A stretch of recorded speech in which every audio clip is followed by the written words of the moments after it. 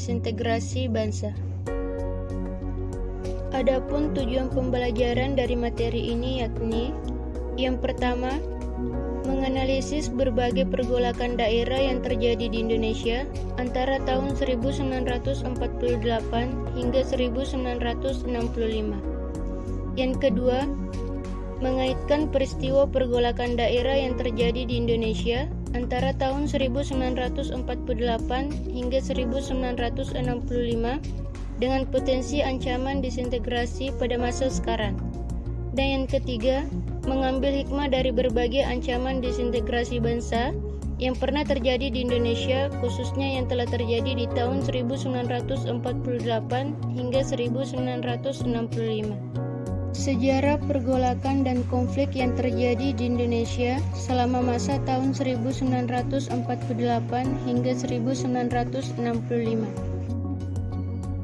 Peristiwa konflik dan pergolakan yang berkaitan dengan ideologi. Termasuk dalam kategori ini adalah pemberontakan PKI Madiun, pemberontakan DI dan TII, dan peristiwa G30 SPKI.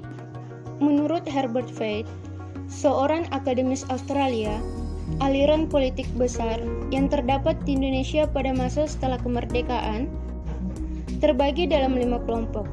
Pertama, nasionalisme radikal diwakili antara lain oleh PNI, selanjutnya Islam, NU dan Masyumi, komunis PKI, sosialisme demokrat, Partai Sosialis Indonesia atau PSI, dan tradisionalis Jawa, Partai Indonesia Raya atau PIR, kelompok teofis atau kebatinan, dan birokrat pemerintah atau pamong praja.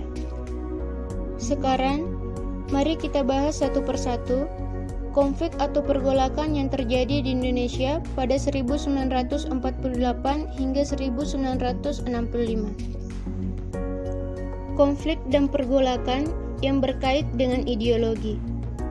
Yang pertama, pemberontakan PKI atau Partai Komunis Indonesia Madiun.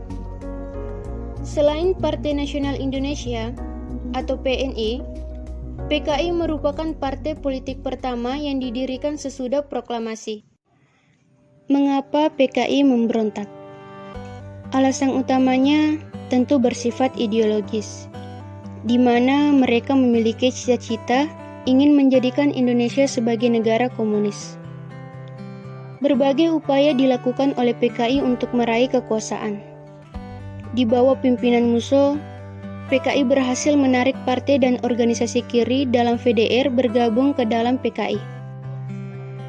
Bisa kita lihat pada gambar ini, merupakan tokoh kiri yang memiliki kaitan dengan pemberontakan PKI di Madiun. Yang kedua, pemberontakan DI dan TII. Cikal bakal pemberontakan DI dan TII yang meluas di beberapa wilayah Indonesia bermula dari sebuah gerakan di Jawa Barat yang dipimpin oleh SM Kartosoewirjo. Ia dulu adalah salah seorang tokoh Partai Sarekat Islam Indonesia. Perjanjian Renville membuka peluang bagi Kartosoewirjo untuk lebih mendekatkan cita-cita lamanya untuk mendirikan negara Islam.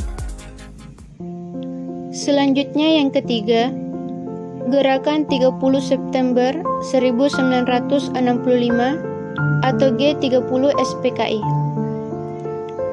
Inilah peristiwa yang hingga kini masih menyimpan kontroversi. Utamanya adalah yang berhubungan dengan pertanyaan siapa dalang gerakan 30 September 1965 sebenarnya. Setidaknya terdapat 7 teori mengenai peristiwa kudeta G30 SPKI tahun 1965 ini. Yang pertama, gerakan 30 September merupakan persoalan internal Angkatan Darat. Yang kedua, dalang gerakan 30 September adalah Dinas Intelijen Amerika Serikat. Selanjutnya yang ketiga, gerakan 30 September merupakan pertemuan antara kepentingan Inggris dan Amerika Serikat. Yang keempat, Soekarno adalah dalang gerakan 30 September. Yang kelima, Tidak ada pemeran tunggal dan skenario besar dalam peristiwa gerakan 30 September atau teori Koch. Selanjutnya yang keenam, Soeharto sebagai dalang gerakan 30 September. Kemudian yang terakhir, dalang gerakan 30 September adalah PKI.